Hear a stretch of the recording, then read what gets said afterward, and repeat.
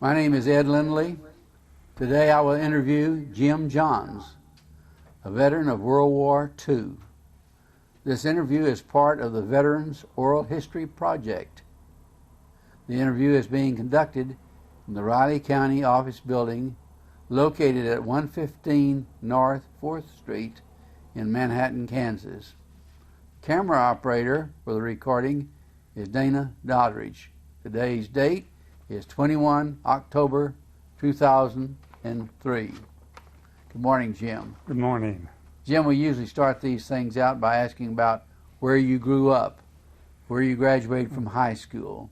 I was born and raised in Manhattan, Kansas, and except for the time that Uncle Sam had me and 1 year that I worked for General Mills after I got out of the service, I spent the rest of my life here in Manhattan. Can you tell us for the record your name, rank, serial number? Not the serial number. Can't remember those things. No, it's not necessary. James L. Johns. I started as a corporal, and I've come out as a lieutenant. Good. Were you in the Army on Pearl Harbor Day? No, I come home from church on Pearl Harbor Day and turned the radio on and heard that the Japanese were bombing Hawaii, and that changed my thinking what was going to happen to me in the future. How did you happen to get in the Army?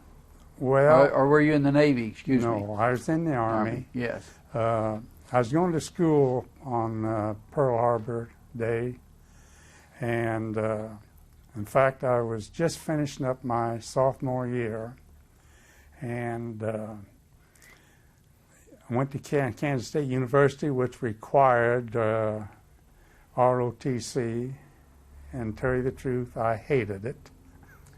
And here I am. I have about 3 weeks in about another 2 weeks in December and about 3 weeks in January of ROTC left, and I decided that I'd like to get my education done before I went to service.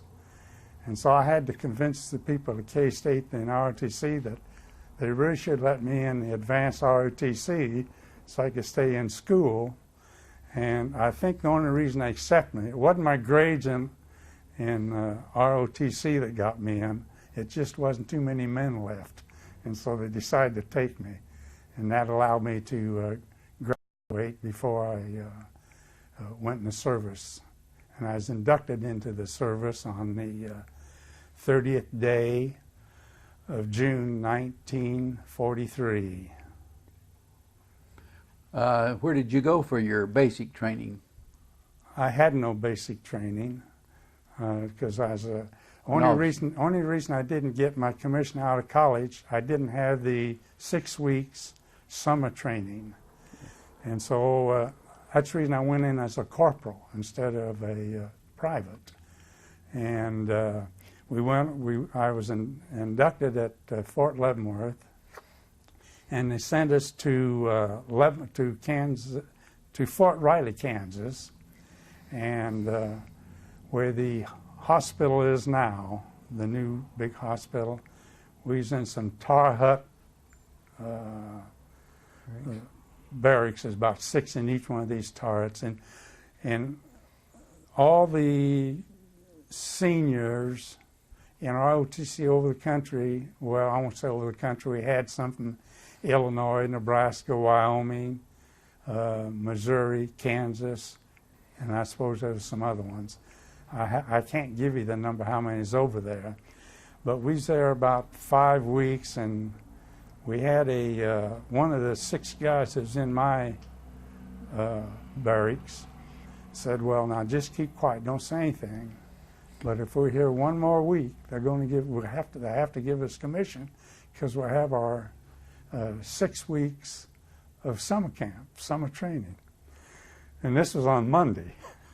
Wednesday, they shipped us out.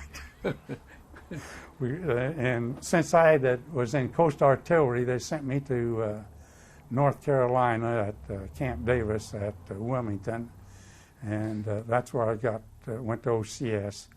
The study part was real easy because we already had that in college, so we didn't really, I don't think I opened a book for the study part, but I did work hard on learning to give good commands and stuff like that. We started with 200 people in our company, and we graduated about 74, 75. So you see that a lot of them went by the way. Yeah, sure. And but I don't believe it was any of the ROTC boys that flunked out or didn't. Mm-hmm. Now, our big thing was giving orders and stuff and convincing the people that we could give orders. They knew we knew the work because we don't think any of us got much lower than a B, but mostly A's and B's. And then when I got out of OCS, I graduated out of OCS on the 23rd of December '43, and my assignment was to go to Fort Lewis, Washington, and they give us a 15-day delay en route and a 15-day delay and 17-day travel time. Good. So I got home Christmas Day about 1:30, 2 o'clock, yes. And when I reported to Fort Lewis on 27 days after I graduated, sure. The day I got there, I reported the post headquarters, and they said, well, your outfit is loading on the train now. You go down to the train. We'll take you down the train and get on it. You're going to California. Okay. So my stay in Fort Lewis, Washington was about 4 hours. Not even overnight. Not even, well, I slept in a hotel so I could get out there and report the next morning, late morning. And went down to Mojave Air Base, which now is Edwards Air Base. And we trained there. Now, you remember, I'm with a Coast Artillery outfit, and so we're down there, and the Marines had a Marine base at Mojave Desert. I think it's a city of Mojave, on the Mojave Desert in California. And they would send these planes over for us. We'd go out and dig our 40-millimeter guns into the desert and camouflage them, and they would come over looking for us, trying to bomb us. And of course, we didn't shoot at them; they didn't drop bombs on us. But we tried to track them and catch them as they come over, and I imagine, were thinking about when they should drop the bomb to get rid of us. Jim, now you're going from the Coast Artillery to the anti-aircraft, is that right? Yeah, well, that's. I think it was anti-aircraft at at Camp Davis. I was in anti-aircraft then, because we never studied anything about Coast Artillery. Okay. Oh, the guns we studied was the 40-millimeter anti-aircraft gun, and they had the new B-52 out at Mojave, and another thing they had out there, and we had these hand-operated computers, you know, one guy on each side tracking the target, and there was these jets. The jets wasn't being used yet; that was developing, and they come by and shoot straight up. We had no chance to keep up with them. Yeah, and we saw the flying wing out there. Yes, and so and since when I was sent to Fort Lewis, I was an extra officer. Sure. They didn't need me, but they got me. And so the outfit was slated to go to Camp Irwin, which is in California, to actually shoot at airplanes pulling a target before they went overseas. Well, they shipped me to another anti-aircraft outfit that went up after they were through up there, and then we went up. But I still was an extra officer. And from there, I got orders to report to Fort Benning to become an infantry officer. I call it retread. And here, I can't remember but I had a 10-day delay en route and maybe 5 days of travel time. They weren't near as lenient from California to Benning as they're from North Carolina to Washington, No. Seattle. But the day I flew into Atlanta on the 6th of June, 45, and I was sitting in the Atlanta bus station when I heard the news that D-Day had started. That was 44, of course, Jim. That was, 1944. Did I say 43? You said 45. But Oh, 44. That was 1944. Yes. And then I reported to Benning, and it was, I think, because this was the 6th of June, and I think the retread, I call it, to get me from a anti-aircraft officer into infantry officer, I think was a 6-week course, because it was the sort of the middle of August. Mm-hmm. So it must have been because this is the first part, but I didn't start for a few days after I reported for my class start. So it must have been a 2-month deal, because the middle of August when I got out. And then me to Camp Shelby in the Hattiesburg, Mississippi. And again, I'm an excess officer. So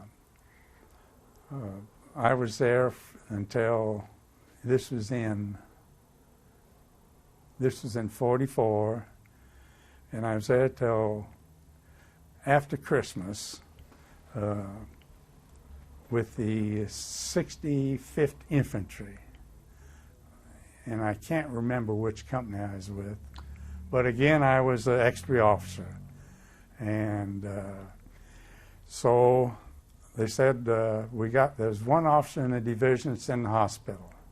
And if he doesn't get out of the hospital, you go with us. Mm-hmm. And so he got out, so they transferred me again. And that Christmas was actually first Christmas I was away from home, because remember when I got out of OCS, I ate Christmas meal at home. I got home about 1:30, and Mom saved the meal until I got home. Good. But this is the only time I ate a Christmas meal out of a mess kit. I see. Was in 44. Yeah. And when I went to North Carolina, Camp Jackson, I think it was at the time, I joined a infantry replacement center deal. And so we was training recruits. And I had one fellow there that I still think about him every once in a while. And I don't remember too many of the people's names, but this was George Wright from the mountains of Georgia. And we was trying to teach him to march. You just loved the kid, but he was an old farm boy, and he acted like he got always marching over plowed fields, you know. And so I would walk right beside him, never mad at him, but I'd just say left, left, left, as our left foot hit and I finally got so he could finally march. And but one thing that was so interesting about him, his sister would write him letters. He couldn't read or write, but his platoon guys read the letter to him, and he would dictate a letter to the fellows, and they'd write a letter and send it to his sister. And I thought that was really sort of special to have some that is a real brotherly love among these soldiers. But the whole outfit moved to Camp Rutger, Alabama, and then was the first time since I'd been in Fort Benning, that I could look and see the horizon. And I had a feeling all the time that something was just pushing on my shoulders. You know, I walking down those roads, going on these hikes and stuff, pine trees on both sides of the road. But when I could look and see the sun set, I said, I know what the trouble been all the time. I've never been able to look to see the sunset. And raised in Kansas, you saw a lot of sunsets. Made you homesick, I guess. What's that? Made you homesick. Well, I was homesick a lot of the time. I can't say I was really homesick, but you really thought a lot about home and how nice it would be if he was home. Sure. But I never was in a outfit that you didn't find people that you were real close and friends with.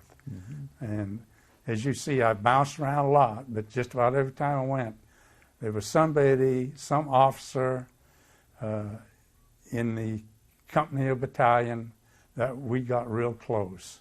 And I thought that I would just go around after I got out of service and see these guys at different places. And there's only one. That's when I was at Hattiesburg down at Camp Shelby. And I can't really pronounce his name because it's a French name, but he says I go by Frank Hamburger. Just call me Hamburger. But and I've seen him. He's the only person I've seen after the war. He lived at Columbus, Georgia, and my wife married a Georgia girl, and we go down, and so I've seen him about 3 times since the service. Good. And since I really never had any outfit, I was never assigned to outfit except the 7th Infantry. Yes. And that I never went to any of the reunions, any of the different outfits I was with. Sure. In fact, the 65th is the only one I knew had reunions. And then the 7th Infantry, I don't think ever was. It's been in the service for I don't know how long, but 7, been a long time.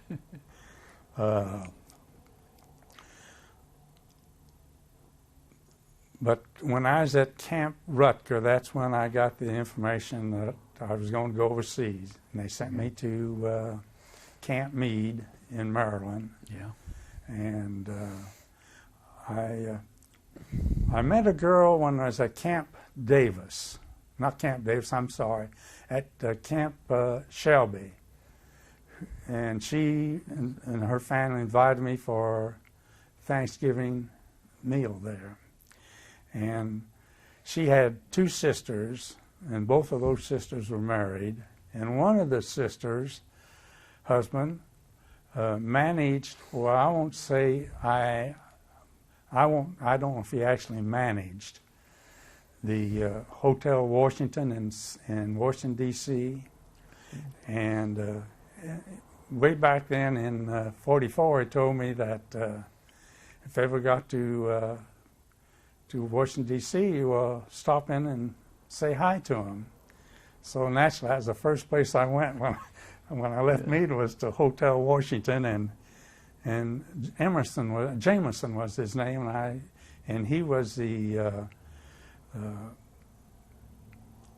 when you checked in. Yeah. You checked in with him. I see. And I think I was there probably 3 weeks at Meade, at least 2. About 3 weeks, I'm pretty sure. And every time I go to town, I go and see him. He never charged me for one room. Had a room every night. Well, good for him. Yeah, and so I had a real nice time in Washington, D.C. Yeah. And I'm naturally, a soldier meets lots of girls. Sure. And this girl and I was just walking. This was 4th of July.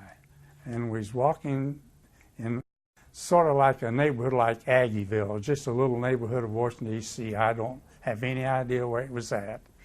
And he looked at me like some Jewish fella, looked like he's probably in his late 50s, early 60s, stepped out and said, "What are you two doing tonight? Anything?" I said, "No." He said, "Would you like to go to the Washington Monument celebration?" "Sure." And he gave us 2 passes. He had 2 tickets. And so we go there, and there's, I don't know, I'd hate to estimate, but I'd say there's at least 10,000 people there. But these tickets, and they probably had about 1,000 seats. Yeah. And these tickets got in these seats. Good.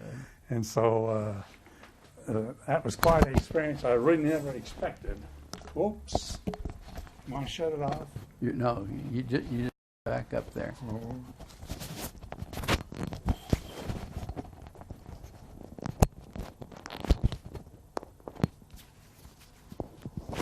You got it fine, Jim. Thank you. Go ahead.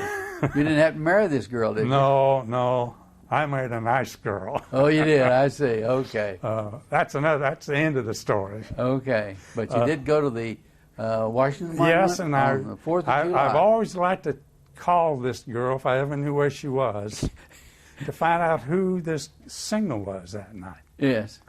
And I think, I don't believe it was Dean Martin, but it's something that started with an M. I see.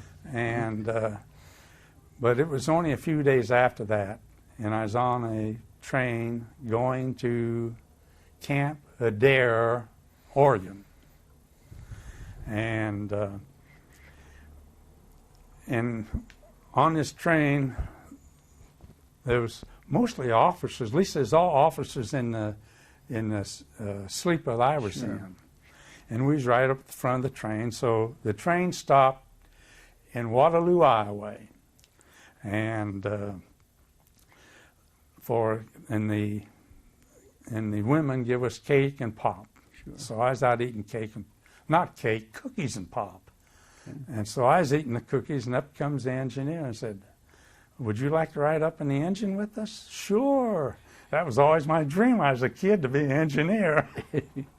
So when they get ready to pull out, we go up and get in the engineer, in the engine up there, and I don't know how far we went, but he let me pull the whistle.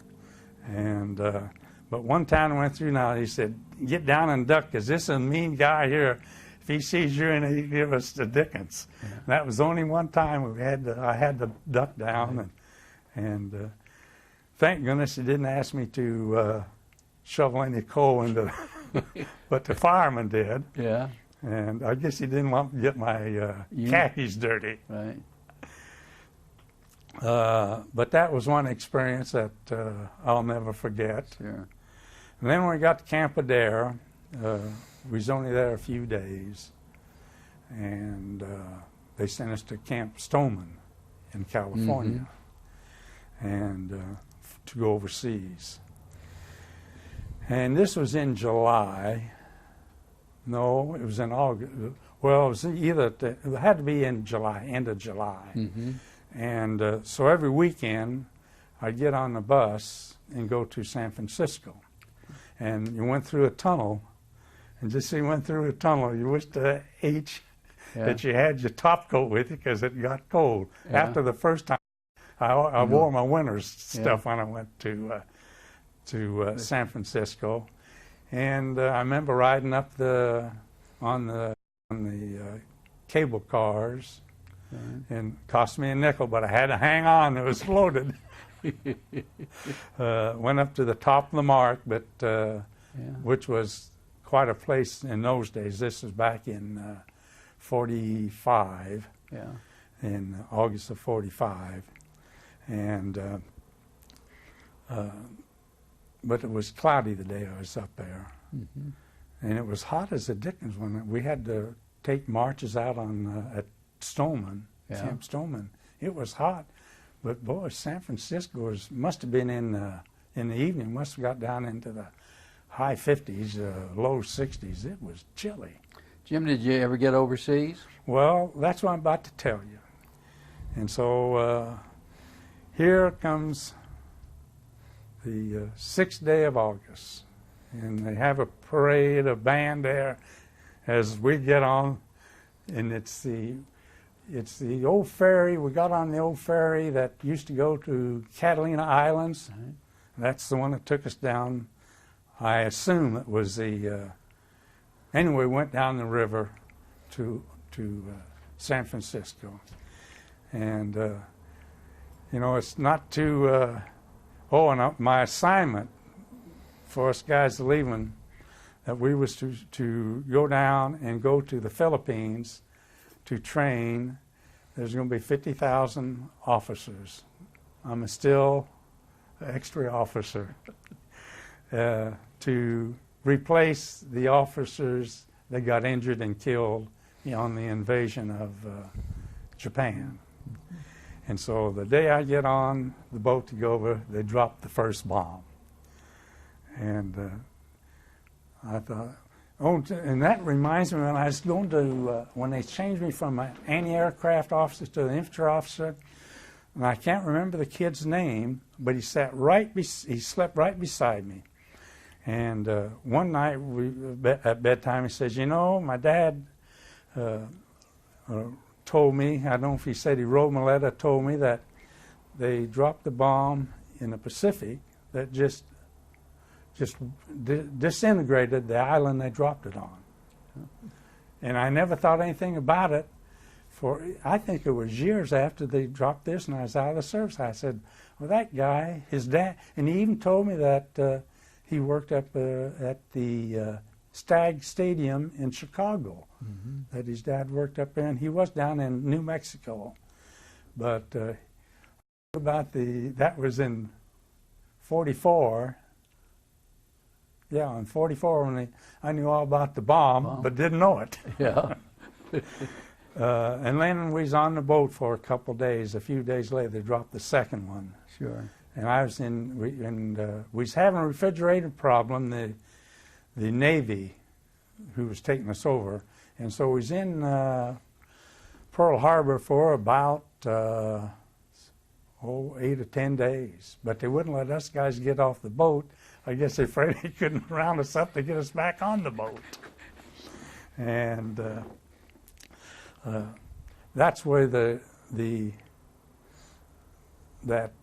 give up. But the end of the war hadn't been signed till they got to Missouri up to Tokyo. I see. But that's where I was at the end of the war. You did get to Japan? No, I never got to Japan. Yeah. Well, I got to the Philippines. Yeah. Well, we went by the Marshall Islands and stopped there. It took me, I think, 30 days to go from San Francisco to Manila. Mm-hmm. Because we stopped that little delay we had at Hawaii.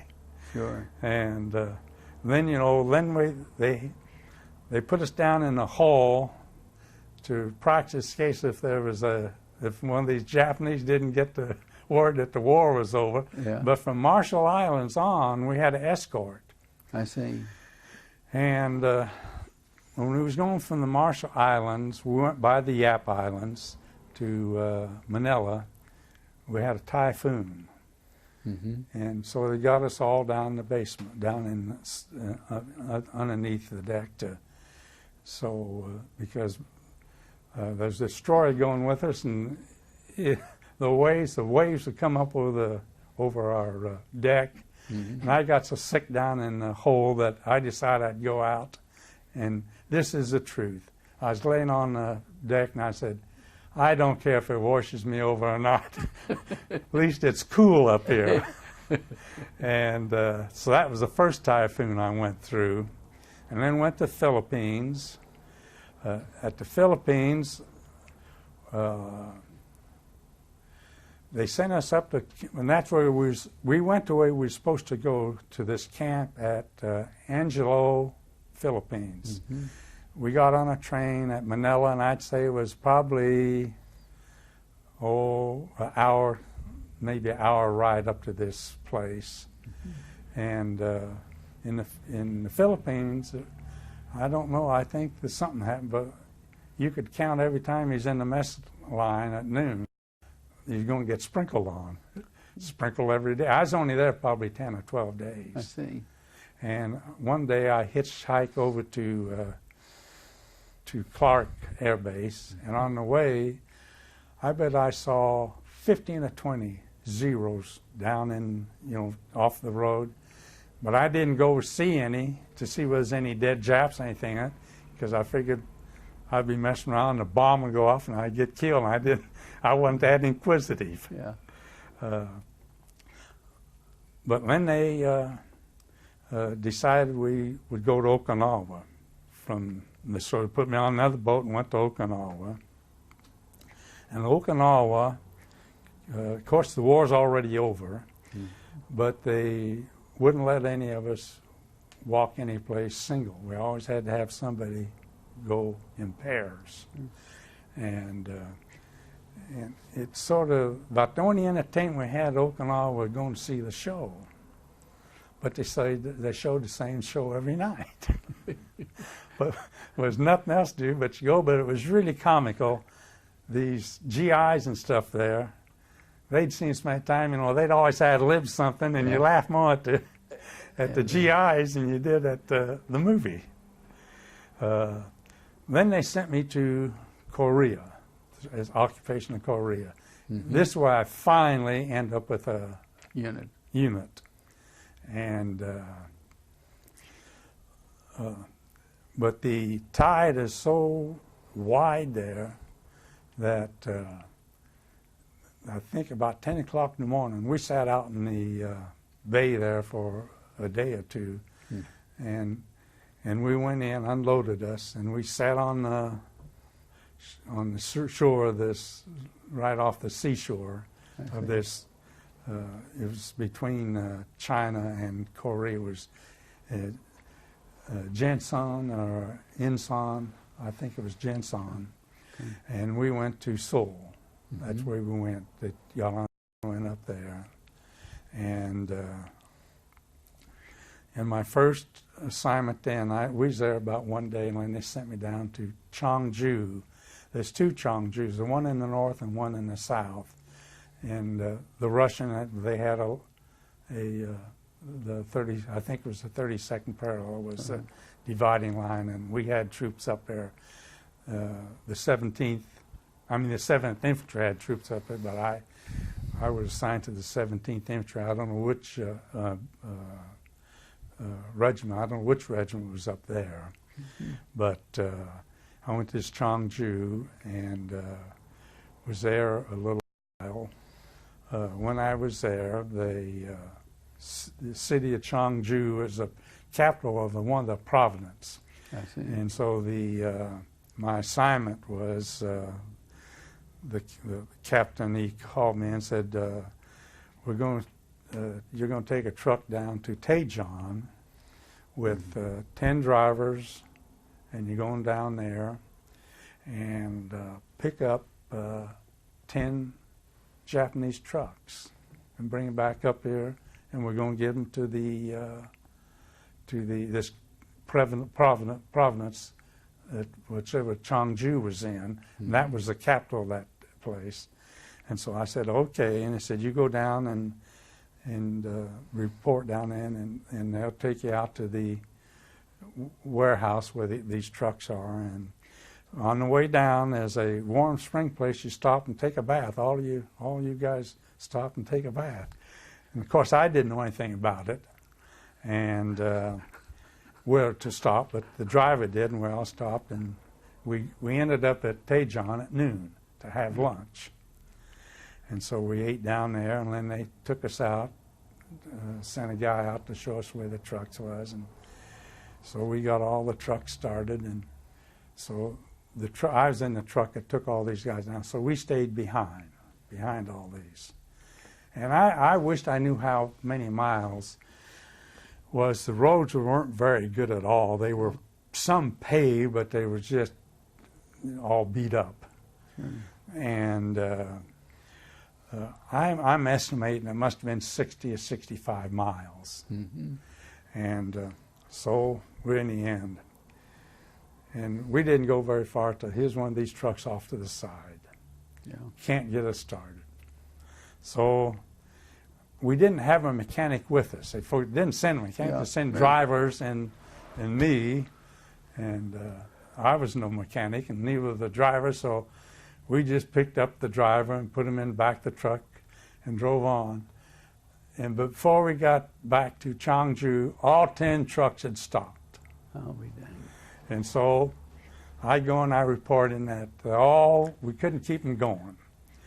And so they said, okay, tomorrow morning, you pick up a mechanic, and these same 10 drivers going with you pick up a mechanic, and we'll go down, and I even think they sent another vehicle with me, had parts and stuff, and maybe they sent more than one mechanic.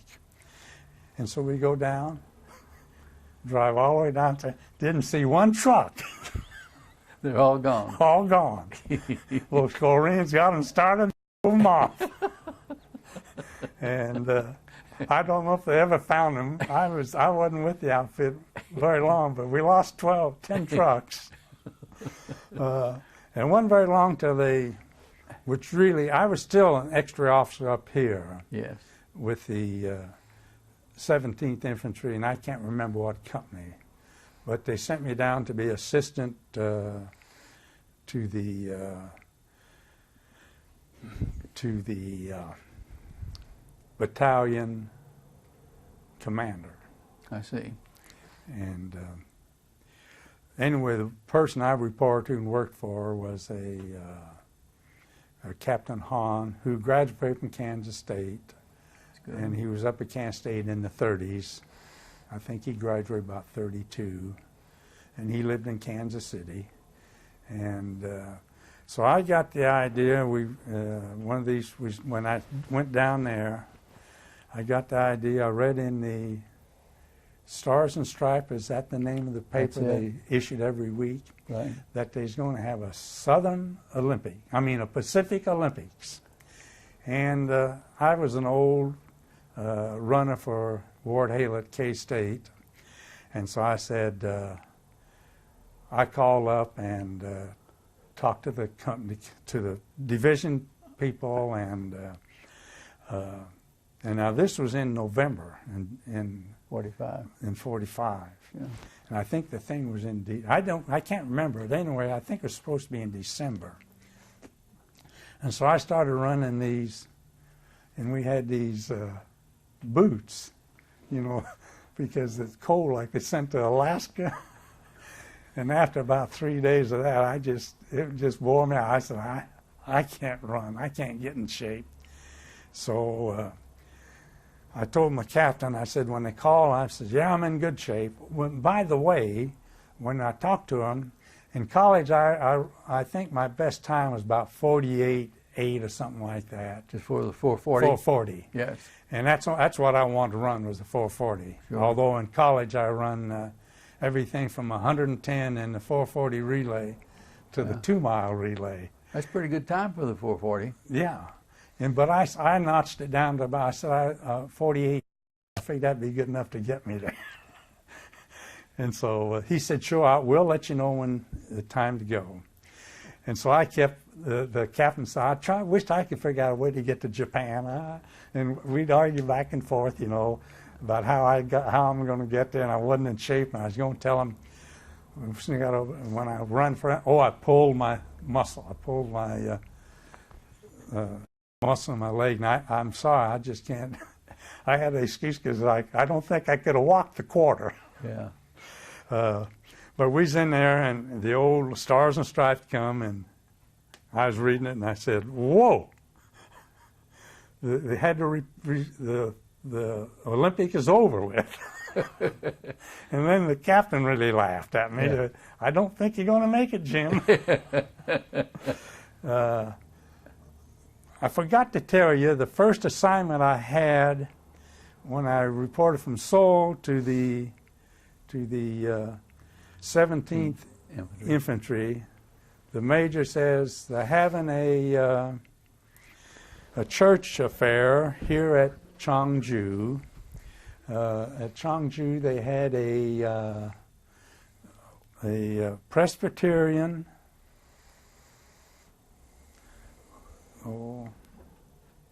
anyways, the Presbyterians was the ones that was dealing with this. I see. And so I go there, and what they had for lunch was they had fruit. They had real nice fruit in Korea, good fruit. And they sent a chicken around. It was boiled, and it was just hot. And my mother, it wasn't cooked or nothing. I don't know. And so I passed on that. So what I ate was fruit, tangerines and oranges and pears and stuff like that. But I drank water. They never told me not to drink water.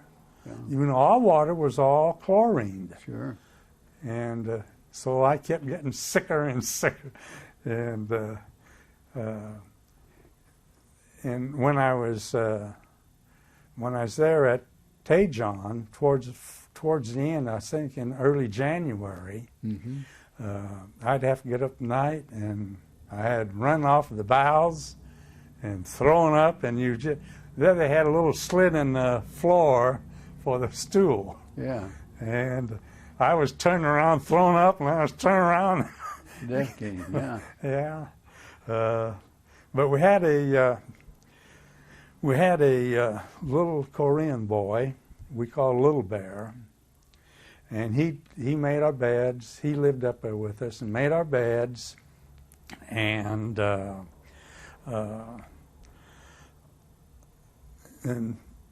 build a fire underneath so we'd have warm water to take a bath in, and he was just in heat. We fed him. That's all we did. We never give him any money. We fed up any money.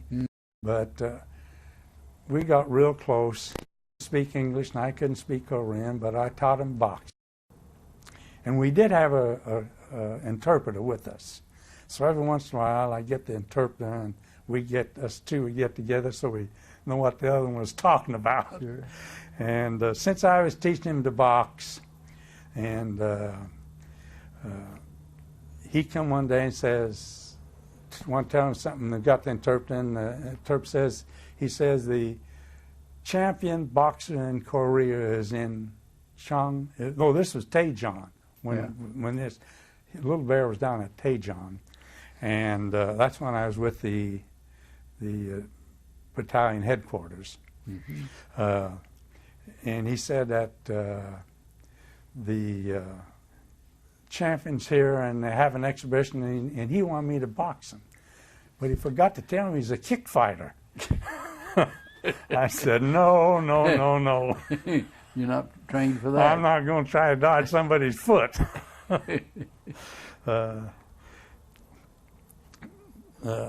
I'd like to know what happened to Little Bear, because we was real close. Sure.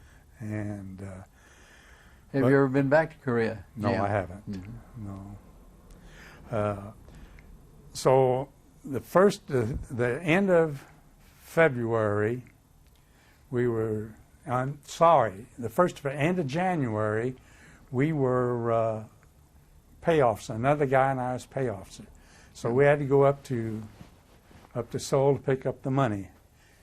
And here they had a big bunch of money, yen and stuff. We don't know you never knew how many yen was in a dollar anyway. Yeah. And so we just said, well, I hope it's all here. You took their word for it. Yeah, we had our guns, and we slept between us. Money was between us. And we got up, but that night, before anything, we went out to this hospital and paid the people who was in the hospital. Yeah. Went around, I think there's about 6 people was up hospital, and we paid them. And then the next day, we went down to one of the battalions and paid them. And that's when we ate meal there that day, that's the first time I had meat. We had steaks, little fried steaks. First time I had meat since I left the United States. And, but I could hardly eat it. I was so sick. And we had to stop on the way up and the way back so I could throw up. And we paid them, and then on the way back to Daejeon, I said, we drove by the hospital, and I said, I'm going into the hospital, and I just can't go anymore. Sure. So I went in there, and the doctor says, is your eyes always yellow? And I said, what you mean? And so I got to look in a mirror for the first time. I was shaving with a piece of tin, Yeah. a shiny tin. Yeah. And I said, no. So I had yellow jaundice, I see. hepatitis, and they put me in bed. And they put me on a train, sent me to Seoul, to the same hospital I was there about 3 days ago. Yeah. And I was there for the whole month of, most of the month of February. It was all the month, because in March when they sent me, put me on a gurney. And when I was sitting on this gurney, the priest, the chaplain had been to see me several times. Mm-hmm. And he come when I was still in bed. But when I was laying on this gurney, he stopped by and I said, you know, I sure feel sorry for these boys that these girls write and say that a Dear John letter. That's right. And he said, well, Jim, it's not always the girls writing a Dear John letter. He said, I know a girl in my parish where I come from that the boy sent a Dear John letter to her, and her name was June Peterson. And so that was just, that's all it was mentioned. And they put me on a boat. I got to go to Shanghai up the Yangtze River, but I didn't get off the boat. But one of the sailors, I gave him some money, I don't know how much it was, bought me a kimono, and I call it a pajama, but I don't know what the Japanese call them. It's one of these things that buttons down at an angle and had pants to go with it. I see. And so that's two things got out of China. And then when we got to Seattle, Washington, I tell you, that's the first, when I got at Seattle and I was in this ambulance going to the Fort Lewis Hospital, and it looked to me like they washed every building in Seattle. Of course, it was right after the rainy season in March, and everything was so clean and everything was so filthy in Korea. And so the nurse came around on the way we want to go to recuperate. And so I said, Winners General in Topeka. And the guy from Salina, I'm sorry, from Lincoln, he wanted to go to Winners General too. And I went back and laid in the bed there, and I thought, I don't want to go to Topeka.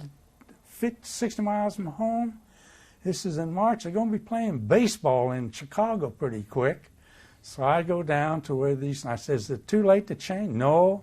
Another 15 minutes has been too late, but it's all right. Where you want to go? I said, do they have a veteran hospital that I can go to in Chicago? Yeah. Well, I want to go to Chicago. Okay. Said, the list would have went in another 15 minutes.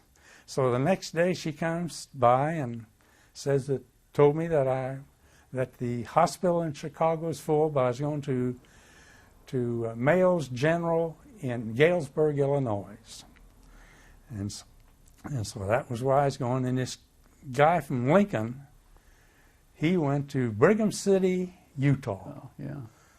And so I've been in Brigham City, Utah instead of Topeka, but I was in Galesburg. And so I couldn't, when I was still in the hospital, still in the bed in Galesburg at Mayo's General. And I would have to look in my dates and stuff. And the folks come up to see me. I called them, and they come up to see me from Manhattan to Galesburg, still in bed. Yeah. And then sometime they let me out. So the first week I was out, I went up to Chicago. Saw a game. I don't know if it was opening game, but it was Easter. Yeah. And saw a game and come back. And so the next Sunday, I go up, and in Knickerbocker, I don't know whether the Knickerbocker Hotel allowed us to stay there for nothing, the officers, or whether it must have been small pay, because I sent most of my money home all the time I was in service. Because if I decide if I got out of this thing alive, I want to have a little money saved up. I didn't want these guys throwing these dice to have all my money. Jim, we're getting close to winding thing up. Well, there I went to this church to meet this June Peterson, and she was out. She was gone, but I saw this gal down there, and I sat with a guy just got out there. I said, "You know those girls?" "Yeah." And he introduced me to June Wheelis, who now is my wife. I'll be darned. That's where you met her. That's where I met her. I keep telling her I met my wife because I went to the wrong church. I'm a Methodist and she's a Baptist. Okay. You're probably a Baptist now then. No, she's a Methodist. Oh, is that right? Where did you go to get separated from the service, Jim? I reported to, I don't believe there's another guy in all those 20 million he was in that reported to the same place that he was inducted on the same day, 3 years later. I'll be darned. And 46, June the 30th, I reported to be separated. Jim, we're about ready to wind this up. You've had a very interesting service, and we appreciate your service to the country. Have we left anything out that you'd like to include at this time? Well, my big job over in Korea was we had a lot of young kids, and we was guarding this warehouse, and they was killing Koreans, or the 18-year-old kids. They'd yell halt when these guys run, they'd shoot them. And my job when I was with this division was to go to inform the parents or the husband that I'm sorry, your boy was shot to death. He's at our up there. And I never once, I suppose I notified at least 5 to 7 people. Never once did I see one of them cry. I couldn't figure it out. Yeah. They might have cried a little bit after I left, but they never showed any emotion to me. Different culture from ours, wasn't it, Different Jim? culture, yes. Jim, we thank you again. Okay. And there's a lot of North Korea people come down south. Yeah. I can't see how come we're having a problem over there, Yeah. but we are. Is that it?